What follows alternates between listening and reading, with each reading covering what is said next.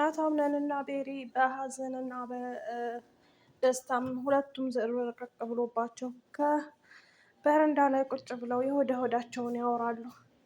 ቤሪን እኔ በህይወቴ ምን እየተካሄደ እንደሆነ ባይገባኝም እንዴት ልጅን ለመግደል ግን ያስባሉ? እኔንስ እሺ፣ ግን ገና ያልተወለደ ልጅ እንዴት ይጎዳሉ ብለሽ ማን ያደርገዋል ብለሽ ታስቢያለሽ? ጭራሽም እቤት እንዴት ሊሆን ይችላል በማለት ያዝናል።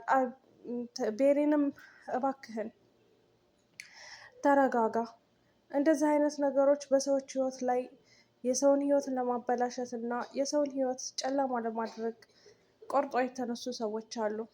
ግን ደግሞ አንድ ቀን እነዛ ሰዎች መጋለጣቸው አይቀርም እና አንተ ተረጋጋ ትለዋለች። አንቺ ስላለሽኝ እኔ እረጋጋለሁ፣ ግን ጀሪ ደግሞ እኔም ብሆን ቀልቤም ሆነ ሁሉ ነገር ወደ አንቺ ነው። ጀሪ ግን ይህንን ነገር ችላ የምትቋቋመው አይመስለኝም በማለት ያዝናል ማለት ነው። ከዛም ቤሪን በቃ ጀሪንን ለምንድን ነው ግን የማትወዳት ትለዋለች። ምክንያቱም አንቺ በልቤ ውስጥ ስላለሽ ነው።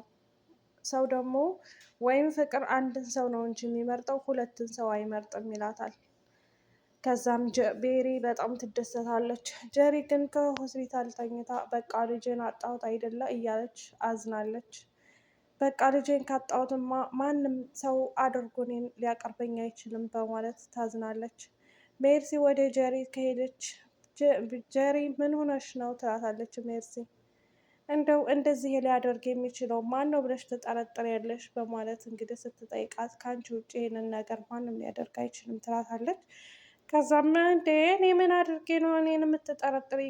ካልጠፋ ሰው ከቤቱ ሰው ሁሉ እኔን የምትጠረጥሪኝ እኔ ምን አድርጌሻለሁ? ተይ እንጂ ጓደኛዬ እንደዛ አይደረግም ትላታለች። እዚሁ ካልሆነ እንዳልጨርስሽ በማለት ጀሪን በሆዷ ታሰላስላለች። መርሲ ማለት ነው። አሰላሙ አለይኩም ወራህመቱላሂ ወበረካቱ። ወደ የተከበራችሁ የቻናል ቤተሰቦች ሰላም ሰላም ብያለሁ። ውድ ክርስቲያን ወገኖቼ ሰላማችሁ ይብዛልኝ በያላችሁበት። ለዚህ ቤት አዲስ የሆናችሁ ላይክ፣ ሸር፣ ሰብስክራይብ እያደረጋችሁ አበረታቱኝ። ለምታበረታቱኝ እጅግ ከልብ አመሰግናለሁ። ውድ ሀገሬ ልጆች እንግዲህ ዛሬ በድር ድራማ መጥቼላችኋለሁ። ውድ አድማጭ ተመልካቾች የቪዲዮውን እስከ መጨረሻው ድረስ እያያችሁ አበረታቱኝ ማለት ነው። ላይክ አድርጉ። ላይክ ለምታደርጉ ሸር ለምታደርጉ ደግሞ እጅግ ከልብ አመሰግናለሁኝ። ሰሞኑን ያው ትንሽ ጠፋ ብያለሁኝ። 2 ቀን 3 ቀን ከበዓል ጀምሮ በየቤታችሁም የማልመጣው እንግዲህ ትንሽ ቢዚ ነበርኩኝ ማለት ነው። ሰርግ ቢጤ የነበረብኝ የመዳሜ ልጅ እያገባኝ ማለት ነው። እና ያው ሰዎች ደግሞ ታውቃላችሁ ሰርግ ሲሆን ወይም የሆነ ድግስ ሲኖር በቤት አይቀመጡም። በቃ ቤቱ በእግሩ ነው የሚቆመው። ያው እኔ ስራ ባይኖረኝም ማለት ነው። እና ቤቱን ማስተካከሉ ምናምን ልጆች ማስተካከሉ ምናምን ለእኔ ለራሱ ትልቅ ስራ ነው። እና አልሐምዱሊላ ከዚህ በኋላ ቤታችሁ ሰራ ብዬ እመጣለሁ ብዬ አስባለሁ። እስከ መጨረሻው ድረስ ቪዲዮውን ተከታተሉ። ውድ አድማጭ ተመልካቾቼ እንግዲህ የድር ድራማ ጀሪን ወደ ሆስፒታል አምነን ወስዷት ነበረ። እንግዲህ አምነን ልጄ ተርፏል ወይንስ አልተረፈም በማለት ዶክተሮቹን ሲጠይቃቸው በሚያሳዝን ሁኔታ ልጅህ ሊተርፍ አልቻለም በማለት ይነግሩታል። እሱም በድንጋጤ በጣም ይደነግጣል። ካጠገቡ ቤሪን ነበረች እና ቤሪን ካጠገቡ ሆና ታጽናናዋለች። ጀሪ ግን በጣም አዝናለች። ልጄን ካጣሁ ማንም ሊያቀርበኝም ሊወደኝም አይችልም። አንድ ልጅን ይዤ ነበረ በአምነን በቁጥጥር ስር ያደረኩት በማለት ታዝናለች። እንግዲህ ወይዘሮ ዛህራ እና ቤሪ ይህንን ነገር ማን ሊያደርግ ይችላል በማለት ቁጭ ብለው መወያየት እና መመካከር ጀመሩ። እዚህ ቤት በጣም እየከፉና እንደዚሁም ደግሞ እዚህ ቤት እየተካሄደ ያለው ነገር ምንም አልገባኝም እናቴ ዛህራ በማለት ቤሪን ትጠይቃታለች። ዛህራም በድንጋጤ እኔን ለመግደል ታቅዶና ታልሞ ነበረ ይቺ ምስኪን ልጅ በማታውቀው ነገር አንስታ የጠጣቸውና የተጠቀመችው በማለት እንግዲህ ወይዘሮ ዛህራ ለቤሪን ትነግራታለች። ቤሪንም እናቴ ዛህራ እዚህ ቤት ደግሞ አንቺን ማን ነው ሊገልጽ የሚችለው?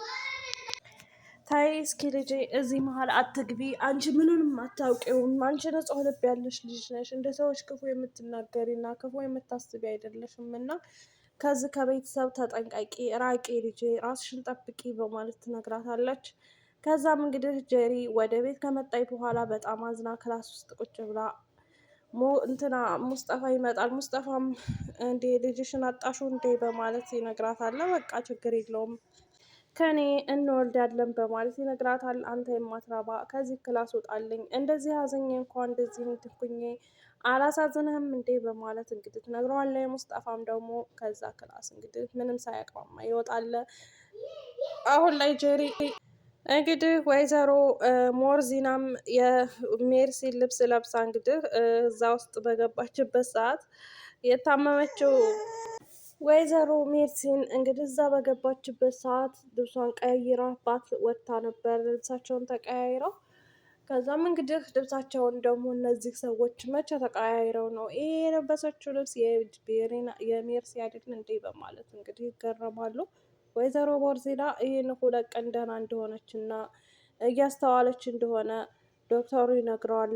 ምክንያቱም ይህን 2 ቀን ጀሪ በመታመሟ ምክንያት ሌላ ምግብ ተቀያሪ ምግብ ስለሆነ ስትሰጥ የነበረችው እየተመረዘች የነበረችው ቤት ውስጥ ነው በማለት እንግዲህ ያስባል እንትና ማለት ነው።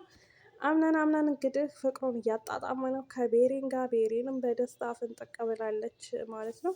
ምክንያቱም የጀሪ ልጅ ቢሞትም ቢያዝኑም ጀሪንን እንደማይቀርባት እና እንደማይወዳት ቀልቧ ያውቃል ማለት ነው። እንግዲህ ጀሪንም በቃ ይሄ እንደዚህ ከሆነ ድጋሚ እድል መሞከሯ አይቀርም ማለት ነው። ምክንያቱም አምነን ጋር ማደሯ እንደዚሁም ደግሞ ከአምነ ልጅ እንዲኖራት ትፈልጋለች ማለት ነው። እንግዲህ ውድ አድማጭ የድር ድራማ ተከታታዮች እንግዲህ የድር ድራማ ደስ የሚለው ግን ሁሉም በተንኮል የተያያዙ ናቸው። የአላህ ወይኔ ጉዴ ተንኮለኞች ናቸው ማለት ነው። ቤሪን እና ወይዘሮ ዛህራ የዋሆች ናቸው። ከዛም ሲቀጥል ሞርዚና የተወሰነ ደህና ናት። ለምን ትለኩኛላችሁ? ለምን ተዋሻላችሁ? ለምን እንደዚህ ታደርጋላችሁ? ማለት እንጂ ሜርሲ እና የሲፈን ይለያል እውነት። ምክንያቱም ሲፈንም የራሷ ምክንያት ስላላት ነው። ምክንያቱም ደግሞ አምነን እሷን ሳያገባት እና ሳትመረጥ በቀረችበት ሰዓት ነው ማለት ነው እንደዚህ ሁሉ የሆነችው ማለት ነው። እና ያው እንትና ሞርዚና እንደዚሁም የሞርዚና እህት የሞተችው እነሱን ስላልመረጠቻቸው ተናደዋል ማለት ነው። ያው እንግዲህ አምነንን የራሳቸው ለማድረግ የድርጅቱን ደግሞ እያካሰሩ እንግዲህ ድርጅቱን የግላቸው ማድረግ እና እነሱን ወደ ድህነት መጣል ነው አላማቸው።